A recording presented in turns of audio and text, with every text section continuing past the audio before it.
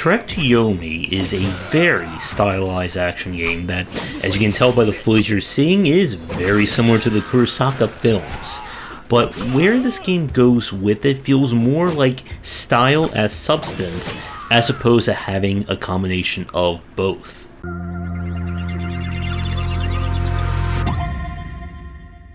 So with our game here, this is pure action design. We play as a samurai of a village that, as a child, our sensei is killed during a bandit attack, and we dedicate our lives to keeping the village safe. Unfortunately, as things go for games and movies like this, things don't turn out that way. And after some plot points I won't spoil here, you are going to be waging a one samurai quest to gain redemption and of course head towards different endings. The big aspect of Trek to Yomi is in the gameplay, or in the action. This is very black and white, or combat is very decisive. Everyone, including yourself, can only take a few hits before you are killed. And if you're playing this on the higher difficulties, most enemies can kill you in maybe 3 or 4 hits, or even just one combo. All combat is based on inputting combos. You have a light attack, heavy attack. You'll gain the ability to use range, as well as your block and parry. Combos are unlocked as you play through the game, and everything about the combat is built on input buffering. So if you button mash, you are going to be in big trouble. And as the game goes on, you'll be introduced to new enemy types, but they all will generally follow the same patterns and the same strategies. One of the things that I noticed about the combat is that stuns are incredibly powerful. And the reason why is that whenever you stun an enemy, you gain the ability to finish them. And every finisher will bring your health back. You'll also get health back when you go to one of the many checkpoints that are set up in each level. Now, from a stylistic point of view, I think the game looks gorgeous, with some just amazing looking vistas and backdrops. And I like how the game kind of shifts between 3D for exploration and then 2D for all combat related purposes. It helps keeps things focused, and also makes sure that you don't have to worry about the 3D camera getting in the way of combat. However, when things zoom out, it can be really hard to read enemies. The parry window is mostly generous. I would say it's a little bit more than something like Sekiro, and if you're used to that, then this should feel right at home for you.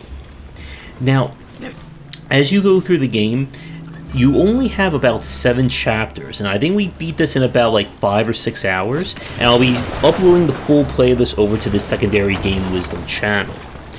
You're not going to be getting new abilities, in the sense of unlocking new powers, new tech, things along those lines. You will gain combos, which again can fall into some fairly situational cases, except for the stunners.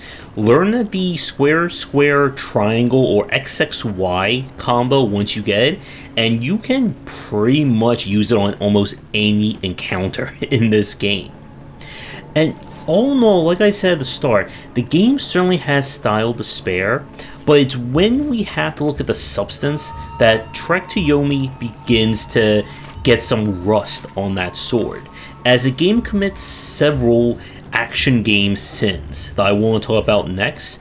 But first, we're going to take a quick break, and as always, if you're interested in more of my thoughts on design, then check out my game design books. For entry-level students, we have 20 Essential Games to Study, and then the Game Design Deep Dive series that takes an extensive look at different genres, with free-to-play coming in 2022. As Trek to Yomi progresses, we get to, see the tears in the design as you get further in, specifically in the final 2 chapters of the game. Combat gets incredibly repetitive due to just very few enemy types, and all enemies really just having the same basic AI. I was not kidding when I said that stuns are incredibly powerful, and you can use them to kill most enemies incredibly easy. But as we get near the end of the game, even though you do get a few kind of rule breaks of your own in the form of ranged weapons, the enemies become more frustrating, especially the bosses. Because suddenly we go from a game where everyone is very thin in terms of the amount of health they have, to bosses who have unblockable attacks, who can shrug off hits, and who can take quite a number of attacks before they go down. The final boss could two-shot me even with full health and full upgrades as well.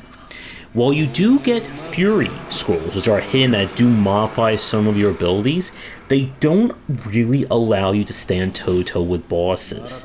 And this is where Trek to Yomi gets incredibly frustrating to play. I also ran into a very annoying bug when the game would stop reading my input when it was loading a fight. I think this game has some kind of issue with checkpoints and loading data before it.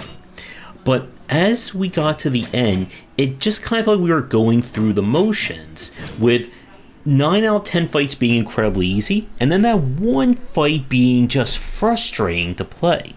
And your moveset does not really evolve beyond just being able to deal with armored enemies. So it's not like you're going to get some kind of super move or super ability to compensate for bosses having multiple health bars or summons or crazy attacks like that.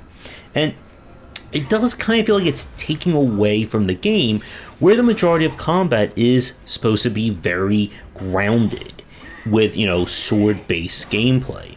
And yes, you will be fighting ranged enemies who also have their own set of annoyances to it. And because of these issues, it makes it very hard to say that this is the next great action game. I think the game is certainly worth at least one playthrough, or at least just be able to check it out for the visuals and just general early gameplay alone. But if you're hoping for this game to, again, elevate the design in any way, shape, or form, it doesn't go that far. And I was kind of expecting more. I would love to see a take like this, but making it more about fighting more varied and fewer enemies than just filling levels with nondescript bandits, and more bandits. So, with that said, again, with Trek to Yomi, if you are a hardcore action game fan, I would say it's at least worth one play. But if you're not a huge fan of the genre, there are far more better and more interesting takes out there for you to enjoy. They may not be as stylized as this, but I think the gameplay will go further than Trek to Yomi. So thank you for watching this video review. If you'd like me to go your game in the future, please get in touch. Check out our Discord and Patreon link down below. And again, if you want to catch a full play of it, I'll be uploading it to the Game Wisdom gameplay channel. Come back for daily discussions on game design here and on Game Wisdom, where he's in the art and science of games.